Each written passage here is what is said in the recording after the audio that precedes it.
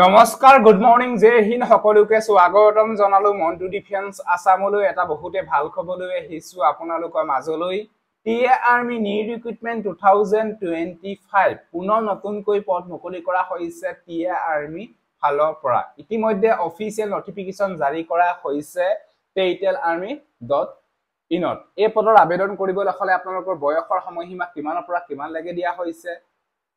Education qualifications কিমান লাগিব total কিমানটা পদ মুকলি কৰা হৈছে সকলো বিলাকৰ ডিটেইলছ ভিডিওৰ জৰিয়তে ফুল ইনফৰমেশনৰ কাৰণে আপোনালোকক জনাবলৈ বিচাৰিছো সো ভিডিওটো সম্পূৰ্ণৰূপে চাই থাকিব আৰু যদিহে আপোনালোকে আমাৰ চেনেললৈ প্ৰথমবাৰ কাৰণে আহিছে তেনে চেনেলটো সাবস্ক্ৰাইব কৰি লব ভিডিওৰ ডেসক্ৰিপচনত ফুল এডভাৰটাইজমেন্টৰ ডিটেইলছ দিয়া আছে গৈ পিনে আপোনালোকে চেক কৰি আবেদন কৰিব পাৰিব আৰু যদি আপোনালোকে আমাৰ টেলিগ্ৰাম এণ্ড হোৱাটসঅ্যাপ গ্ৰুপত এতিয়ালৈকে যদি জয়েন হোৱা নাই জয়েন হলেও তাতে যিকোনো ধৰণৰ আপডেট আপোনালোকে আগতীয়াকৈ পাব এতিয়া টিআৰ আৰ্মি ফালৰ পৰা যিখিনি পদ মুকলি কৰা হৈছে এই পদবিলাকৰ ডিটেইলছ স্টেপ বাই স্টেপ মই আপোনালোকক জনাবলৈ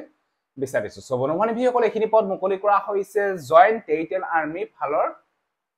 পৰা ইয়াৰ অনলাইন আবেদন ষ্টাৰ্ট হৈছে অনলাইন নহয় অফলাইন যোগেদি আপোনালোকে আবেদন কৰিব লাগিব submission of application 1 September 2025 1 September পৰা অফলাইন যোগেদি ইতিমধ্যে আবেদন হৈছে লাষ্ট ডেট হৈছে 14 অক্টোবৰ 2025 14 অক্টোবৰলৈকে আপোনালোকে আবেদন কৰিব পাৰিব অফলাইন যোগেদি ডেট অফ ইন্টাৰভিউ ইয়াৰ ইন্টাৰভিউ অনুষ্ঠিত হ'ব নৱেম্বৰ 2025 নৱেম্বৰত ইয়াৰ ইন্টাৰভিউ অনুষ্ঠিত হ'ব last date for receive of application 14 October 2025 official ওয়েবসাইটৰ নাম হৈছে www.indianarmy.nic.in আপোনালোকে অফিচিয়েল এডভাৰটাইজমেন্টখন যদি চেক কৰিব বিচাৰে তেতিয়া আপোনালোকে আমাৰ indiajobsupdate.com অফিচিয়েল সাইটত ভিজিট কৰিলে আপোনালোকে অফিচিয়েল এডভাৰটাইজমেন্টখন আপোনালোকে ডাউনলোড কৰি চেক কৰিব পাৰিব টোটাল নাম্বাৰ অফ ভ্যাকেন্সি মুকলি কৰা হৈছে 11 মেলৰ কাৰণে আছে 10টা আৰু ফিমেলৰ কাৰণে আছে এটা এই পদৰ কাৰণে আবেদন কৰিবলৈ হলে only x service Commission officer হে apply কৰিব পাৰিব only ex service commission officer can apply বাকি normal 10 pass 12 pass candidate apply কৰিব নোৱাৰে only ex service commission officer can apply কৰিব পাৰিব ইয়াতে আপোনালোকৰ only citizen of India male and female apply কৰিব পাৰিব বয়সৰ সময়সীমা মিনিমাম 18 বছৰ হ'ব লাগিব ম্যাক্সিমাম 42 বছৰলৈকে আপোনালোকে এই পদৰ কাৰণে আবেদন কৰিব পাৰিব অফলাইন যোগেদি education qualification graduate any graduation কেণ্ডিডেটে এই পদৰ কাৰণে আবেদন কৰিব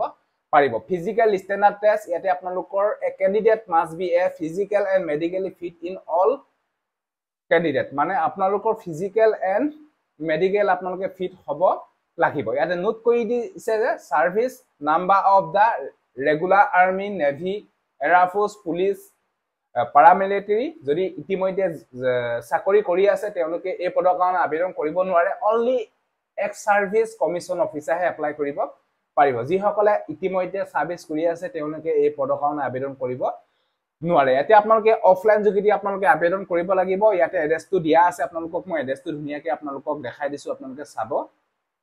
14 অক্টোবৰ 2025 ইয়াৰে আপোনালোকৰ last date director general territorial army integrated headquarters of ministry of defence fourth floor A block ministry of defence office complex KG Marg new Delhi 11001 আপোনালোকে এই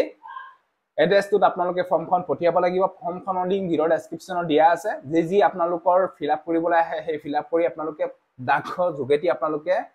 আপোনালোকে পোষ্ট অফিচ যোগেদি আপোনালোকে পঠিয়াই দিব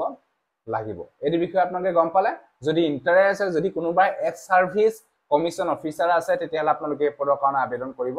পাৰিব বাকি নৰ্মেল ক্যান্ডিডেটে এই পদৰ কাৰণে আবেদন কৰিব নোৱাৰে ইতিমধ্যে আপোনালোকৰ এইখিনি only ex service commission officer কাৰণে আহিছে বাকি সোলদা জিডি টেডমেন্ট ইন্টাৰভিউ হয়তো আপোনালোকৰ নৱেম্বৰ মাহতে অনুষ্ঠিত হ'ব এতিয়ালৈকে বৰ্তমান অফিচিয়েল নটিফিকেশন অহা নাই যেতিয়া আহিব নিশ্চয় আপোনালোকক